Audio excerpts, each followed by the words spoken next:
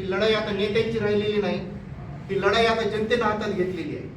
आणि जनतेच्यामुळे आम्ही ज्यावेळेस जातो त्यावेळेस आम्हाला एकच लक्षात येतं कि ना संघर्ष ना तकलीफ तो क्या मजा है जीने में, बड़े बड़े तूफान भी थम जाते हैं जब आग लगी वो सीने में। की आग आता जनतेच्या मनात लागलेली आहे आणि जनता निश्चितपणे राजकिशोरजी पापामुदी यांच्या सोबत आहे।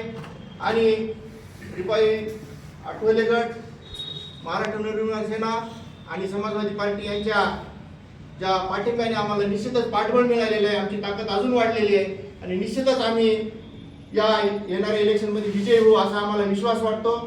सर्व पत्रकार बांधव इथं आले, त्यांनी इथं या पत्रकार परिषदेमध्ये आपली उपस्थिती दर्शवली त्याबद्दल मी त्यांचे मनपूर्वक आभार मानतो। कारण भावना काय आहे त्या पोहोचविण्याचं काम समाजापर्यंत तुम्ही करता, तुमचं ऋण आहे आमच्यावर की आमच्या भावना आमचे विचार तुम्ही लोकांमध्ये पसरवता, इथं आलात तुम्ही त्याबद्दल मी आपले आभार मानतो। या सर्व ज्यांनी आम्हाला पाठिंबा दिला त्यांचे मी आभार मानतो। आणि हे कोणाला काय विचारायचं असेल